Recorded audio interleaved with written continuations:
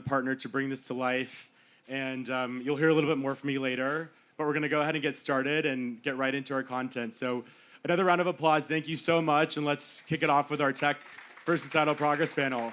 Thank you.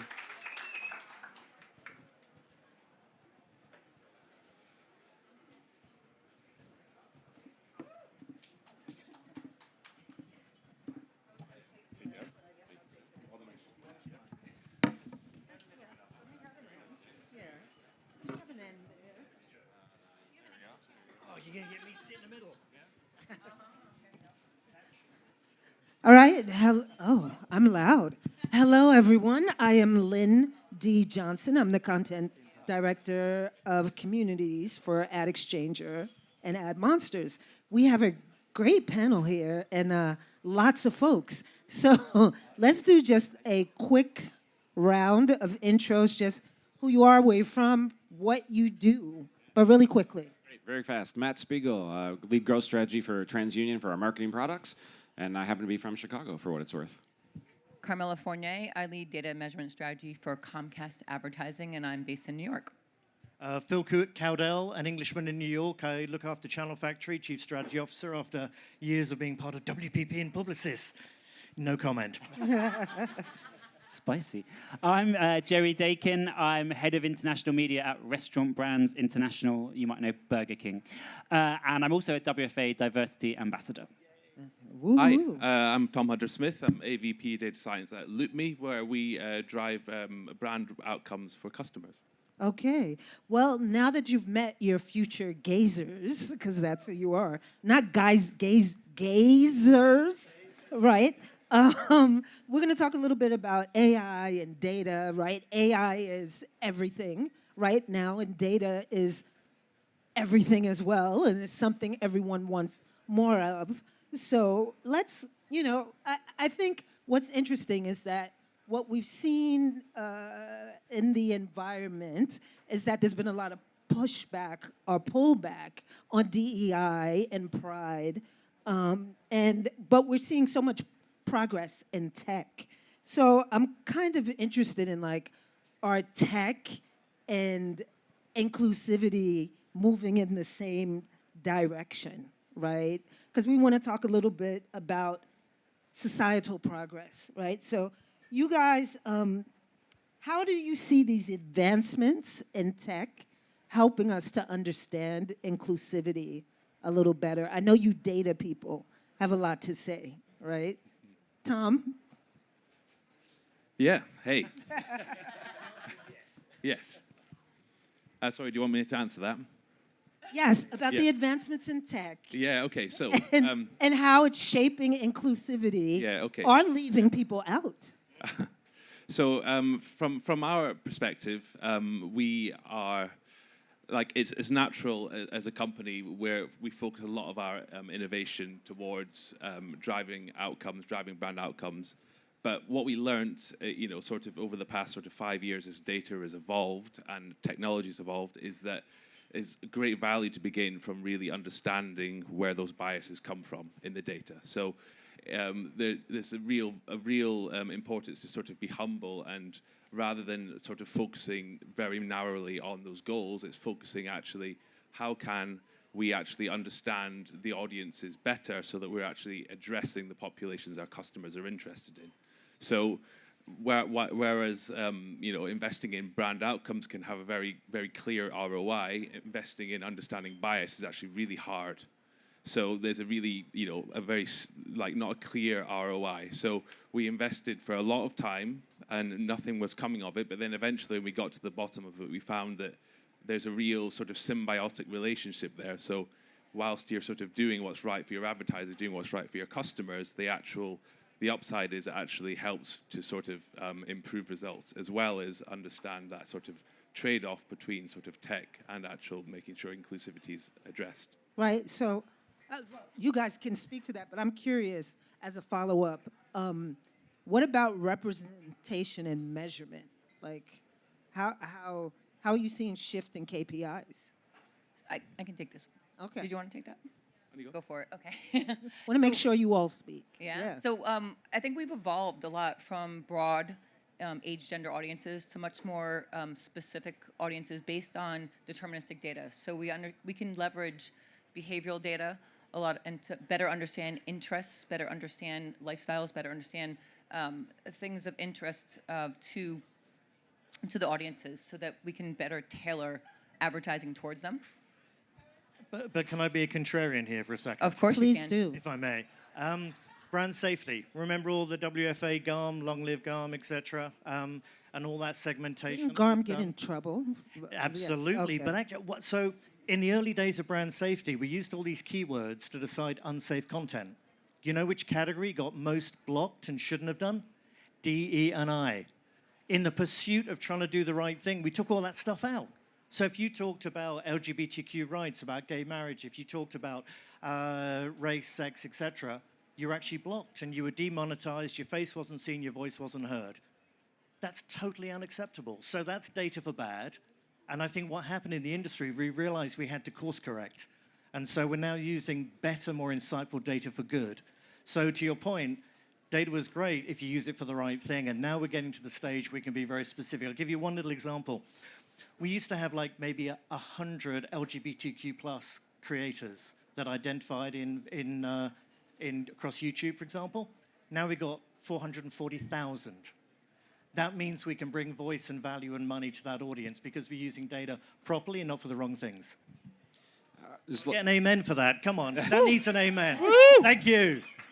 Phil, you have an example with like contextualization. In I'm YouTube. Matt, but sure. Not Matt. Matt, you have the underbanked. Oh, yeah, I But do. That's the one I was going to go with, but you Phil have- first. Phil, right. You said YouTube with contextualization, right? Yeah, so yeah, we look at YouTube as a company and just go, how do we find the I right mean, content? Matt, And sorry. as I was just saying, that you get to the stage where you can't make dumb decisions based on average data. And I think the further and deeper you get into it, the better. But the point I would make would be to echo that to some people, and most of the people in this room, we engage with those audiences because it's the right thing to do. Okay. To 99% of people, we have to do it to make money. And the pivot that we've seen across D&I, and I'm part of We Are Bridge, etc., Long Live Cheryl, etc., Yes. is that we actually make sure we can show performance, include the right people, and you drive more business. Right. So Right. that's what it's all about. It's performance that's also equitable. Right. I meant Matt. You had an example about the do. underbanked. Yeah, so if you think about what TransUnion's heritage as a company, for certainly those in the States, but some of you around the world might know as well, at the end, we provide credit scores. A whole different part of our business, has nothing to do with our marketing product, but there's a parallel here, which is one of the things that we have to deal a lot with is many populations are quote-unquote underbanked, which means don't have access to credit, don't necessarily use the banking system, and therefore it's a self-fulfilling prophecy.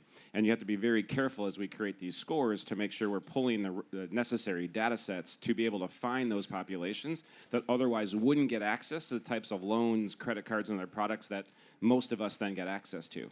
And so I think it's a very parallel to kind of what we're dealing with in this ad ecosystem is how do you make sure that you actually have the right data sets to be able to find and identify the types of consumers you're looking for? And I think, Phil, your point's right. Ultimately, because what most marketers do care about is driving performance and creating new customers. And so, yes, it turns out that, and our tagline is actually information for good, with the same idea. How do we find the types of data that allows us to identify the types of customers that will be performant in different categories? And one of the things that's resonant in all of us is to find the right data to be as inclusive on that as possible. Now, I know we'll get into the balance there because that's one of the challenges is we can take that too far, but certainly it's another example where there are the types of data sets possible to identify audiences of different dimensions that actually do work for companies and that has the benefit of them being inclusive as well. And the only thing I'd add is I think there's a strange disconnect that sometimes data, tech, programmatic brings between like advertisers and the actual content itself. Like when I was young, I learned what being gay was, and certainly what gay men did through a TV show called Queer as Folk that advertisers funded and made happen. And nowadays, yes, there's sort of AI that we can just like, we can throw all our adverts in a box and different platforms can get it to the right people in the right places at the right time, wonderfully. But somewhere deep inside, don't we want to make sure we still fund some of that good content? And I think, when you talk to TV, even when you talk to Netflix and people, there is that sense when you talk to journalism, how do we make sure that in all this AI and all this technology, we still make sure we're funding great, brave storytelling? And I think especially for diverse communities, that's important, because if everything is averaged out otherwise, that storytelling vanishes.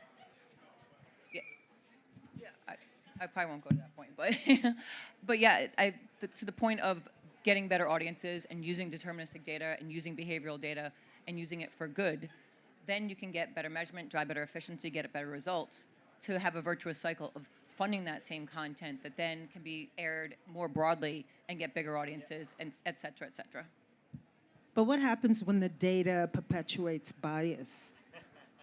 What happens then? Data always perpetuates bias. Every data set is biased. Every data set is biased. Listen, I think one of the big things we should all be expecting is transparency in what kind of data is being sourced and how it's being used. Right. That's I think is the key. So as we get more and more to a world of generative AI, that again, at the end of the day, generative AI doesn't do anything without data. Right? There is nothing for a model to learn if not from data. Insisting as we go through this next journey that the expectation is an understanding of what data is being used and what data is not being used allows us to at least investigate that bias. I think that's a key point. Can I give a tip for the audience? So when you're thinking about your data sets and thinking about the bias word, 3 things to think about. The first bias is the bias of the programmer or the prompter. So what's the inherent bias being put in the prompt and in the actual person writing code? Second bias is of the data set. So think about what you're looking at, what it's being pointed at, what it's telling you. The third bias is the bias of the user. So you got 3 dimensions of bias. It exists, it's out there, both intentional and unconscious. So every time you're looking at it, thinking about the program bias, the programmer bias, not program like yours, the content bias and the user bias. If you do that, eyes wide open, you can do the right thing. So it's a really good point you make, Matt. But 3 biases. If I could just come into it from the perspective of a data scientist. So really, from our perspective at LoopMe, what we've always done is we've always built our models from the ground up so that we have complete oversight over everything that we build. That allows us to have a healthy level of scrutiny when we are looking at what's driving our campaigns, what's driving our advertisement. With generative AI, along with all the fantastic opportunities that it brings us, what it does also bring us is it brings us with a degree of black box. So what we don't have anymore is this ability to look underneath the hood and say, hey, what's going on here? What's actually driving this? And that lack of access is something that we need to sort of work on together. We need to work on not just from the perspective of our users to make sure we don't perpetuate the bias, but how can we make sure that we put in place, as innovators, the right regulations and guardrails to make sure that we don't get into the situation where this access perpetuates, centralizes the control into a small number of large companies. Yeah, and AI is a powerful tool. Gen AI is even more powerful. And it's like putting a 16-year-old behind a Ferrari, right? They may have way too much power, way too much ability to go too fast and cause problems. And so I think it's really important that we think about the human element for AI, checking all the boxes that Phil talked about in terms of biases, but also the human element of, do those results make sense? And does that... checking the homework. You got it, yep. And also just getting training on the prompts. Like, are you asking it the right questions in order to be able to get the best results and the most accurate results and not perpetuating biases? Like Carmela and I were talking this going, there's the difference between abdication and delegation. Yep. Abdication, you just put it to the machine, whatever the machine says, you're busy, send it to the customer. Delegation is you put it, you get it back, you check it, you go in, and you iterate. And I think that's the key if you're going to think, please don't let your teams abdicate, but you can delegate. Does that work? Yeah? Thank you. Yeah, a couple of you have mentioned performance earlier. How do we make a case for inclusive investment that's not just about social impact, but is about investment?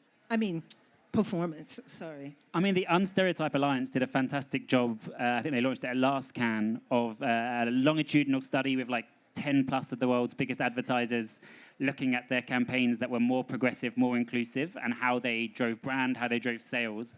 And on every single one of those advertisers, and the numbers are quite big, I can't remember them, but double-digit improvements when you're more inclusive. So I think although we can all acknowledge there is a sort of weird pushback on like actively talking about some of this stuff at the moment. There's actually a lot of advertisers who absolutely still fundamentally believe and know that marketing is about reaching as many people as possible and doing so in a way which resonates, cuts through. And all the evidence shows that inclusive marketing works. And it doesn't necessarily mean like you have to go and tweet about every Pride Month, every Black History Month, every International Women's Day. It means you make your advertising and all your comms and everything you do truly speak to and reflect your consumers, and it drives business. There's actually no evidence in the other direction. And Jerry, one of your key sponsors, I think, within WFA would be P&G. And I think that line from Mark Pritchard, where Pritchard went on the record to say, over the last 3 years, half of all their brand growth has come from re-including excluded audiences. Half of all the brand growth. No clever marketing, packaging, pricing. Just stop blocking selling to people who can buy your stuff. It's as simple as that. That's half of all the P&G growth. So shout out to Mark Pritchard for that. I think it's a great example for each of you to use. Right. What's one thing each of you wish you could have in the industry would stop doing or start doing when it comes to AI, data, and inclusive marketing? One thing you wish the industry would either stop doing or start doing? I wish we'd all stop saying that none of us will have a job in 2 years' time, because I don't think it's true. Though, of course, we all do need to learn how to include AI in our lives and adapt and change. But I think we get a bit carried away about that. Down the line. Yeah. Because I think a lot about, it's an interesting balance for me because I think a lot about the power of data, but also the danger of data. And so I think about how do we continue to make inclusivity be about all of the different targets and segmentations, regardless of dimension. And this should just, targeting an LGBTQ community should be no different than targeting other distinct audiences when it's relevant. We all have multiple frames of reference and passions and points of interest. How do we make it normal for all of that to happen, whatever the right data tells us, and to make sure that we don't use data that is should not be sourced, and we continue to make sure we do suppress the types of signals that would be inappropriate for us to be using in marketing. I think both those things are key. I would add to that just that there's a lot of legislation in this area around data and sensitive personal information, and oftentimes they have good intentions but bad outcomes. And so to the extent that we can offer more real-life examples and help to shape, and as an industry, what those regulations are so that you can use data for good and not for bad, if you will, not for perpetuating bias, but for driving more inclusive messages and the right messages to the right people at the right time. I think one thing that we can learn from looking back at history is that we cannot rely upon governments to set the regulation on technology. Technology moves too fast. Governments, regulation takes years to write. It takes a long time to write out the legal framework. So one thing that we're going to have to do looking forward as technology advancement accelerates with AI is we're going to have to find alternate means to regulating, and that means looking at ourselves and working together as companies. We're the ones that have, we've got a real, it's beneficial to us to make sure we look after the user. It's beneficial to us to make sure the right guardrails are in place to make sure that we don't centralize power and create great big monopolies again, that we have nice, continue to have a nice fertile, diverse, innovative, sector that we are all working in, where we can all benefit from AI and not, centralized power. So I think working together is really what we should all be doing. And just to wrap up, if I had one wish, I got teenage boys. I have 3 teenagers. None of them are even thinking about joining our industry. What does that say about our industry if we're not inspiring the next generation to come and join us? So if I had one wish, we open up, we share, we inspire, and we bring the next generation to want to be part of what we've been part of and that's made our careers, and we make sure we're creating something that people want to be proud of, want to be part of, and that makes a bigger societal impact. So let's get the next generation inspired to make a difference and be part of this journey we're all on together. Right. I have one more question for you all. What makes LGBTQIA+ leadership and allyship so critical to these advancements in AI, data, in technology? What do you think makes it critical? Respect, it's easy.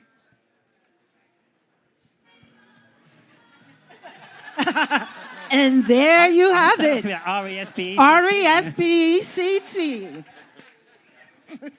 Thank you all. Thank you all. Thank you very much. All right, thank you.